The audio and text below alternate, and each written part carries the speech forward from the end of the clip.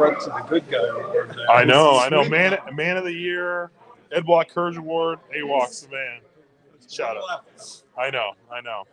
That's why I'm here today. State my case. So you're trying to hold him off? Yeah, exactly. Oh, I was very happy for him. I mean, since he's been here, he's done so much in our community. Just the type of guy he is in the locker room, the leader he is. I would just say it's a big time award.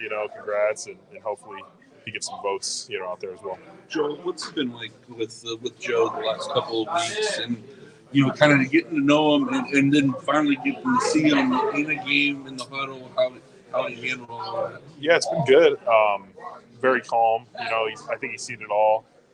A lot of experience, and I think he's picked up on the offense very quickly. Understands what he needs to do, and there was never really a doubt in the huddle. He was confident, had the play calls in and out, knew our cadences. All that stuff was very good. So a lot of things that you do when you're used to a new quarterback, he kind of had down already.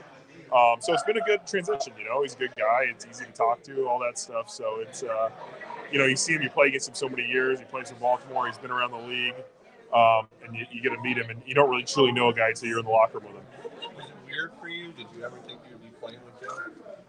No, I mean, it is definitely a little bit weird. Like, you see some of these quarterbacks, and like, even when I was coming up, you play against like a Tom Brady or Peyton Manning. You're like, all right, when I was a kid, these guys were like doing big things, and this guy, I came in the league, we're playing against Baltimore. He's, won Super Bowls with them and stuff.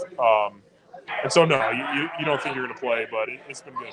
As a veteran, is the case study of training camp is completely overrated?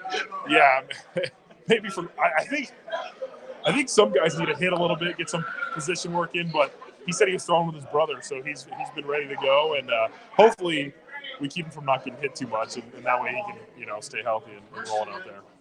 Yeah, he did mention that he was appreciative. The game wasn't very physical for him, but does a guy like him who's the traditional drop back style quarterback, that make your guys' jobs a little easier up front?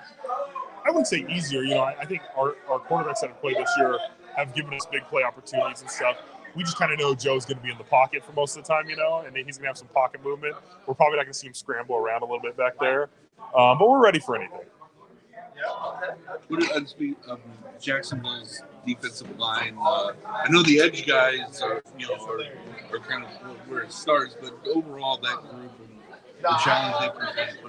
Yeah, they're very experienced. They're big. I think they kind of go into that like Pittsburgh, Baltimore style of like, hey, we want big guys that are going to take up gaps. They're a little bit different because they're not really two gappers. They're kind of penetrating a little bit more, but all of them are pretty talented, and I mean, if you look at them against the run, I think they're the best team in the league against the run right now, or one of the best teams, and they've gotten after the passer really well too. They have a good blitz scheme.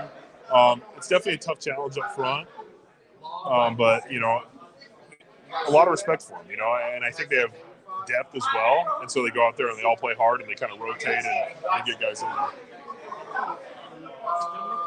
Game, especially like in the first half last week, it wasn't like up to your guys' normal stance. So what do you have to do to make that more consistent? Yeah, we got to eliminate the negative plays. I think if you go out there and you have, I think at one point we had like 3 or 4 negative runs in the first half, and those just hurt you. Instead of, even if we can turn those into 2-yard, 3-yard gains, you're still going to have a chance to produce. And I think when you have these negative runs, it dissuades the play caller from calling more runs. So we have to be positive. We have to be on our details and understanding the assignments. The plays were out there last week. It just really comes down to executing the assignment.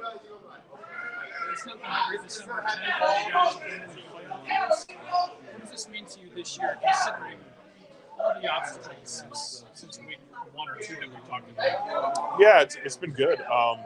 Guys have been resilient this year. We wanted our team to be as healthy as possible, and we've had some unfortunate injuries to some very important pieces. But to guys' credits, they've stepped up, and we talk about playing good football in December allows you to keep playing in January.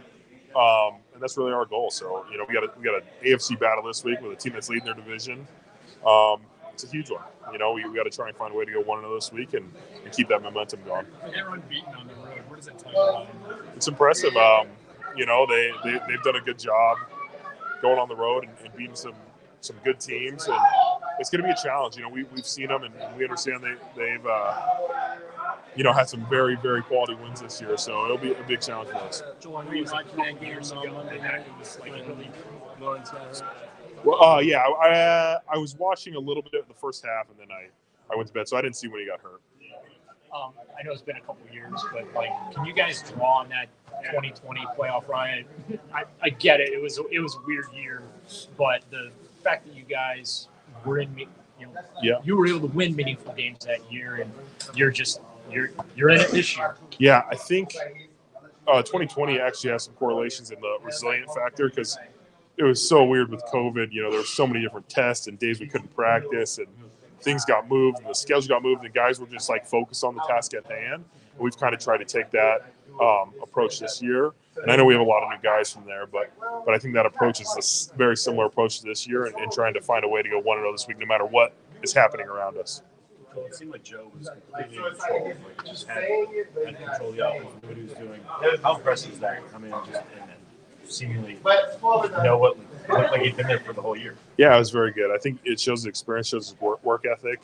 I know his 5 kids are at home right now, so he has a little bit more free time. But no, it's a testament to him. You know, we were in LA, and he had a chance to really study the playbook. And even that first week when he wasn't going to play, I think you're just jumping into the book, and the coaches do a good job of telling him, like, hey, this is our plan, this is what we want to do. And it's a testament to him and his experience in this league. Did you have to pare it down at all, or was it pretty much? No, it felt very normal. I don't know all the passing routes and stuff like that, but the run game and the protections and stuff was all very very normal.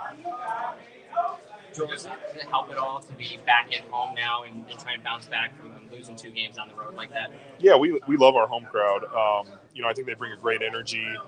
It's been fun playing, down there this year. We got a little weather possibly this weekend, just the way we like it. So it'll be good, But no, the home crowd is great, and getting back home after that long West Coast trip is good. I think the energy will be good this weekend. Thank you.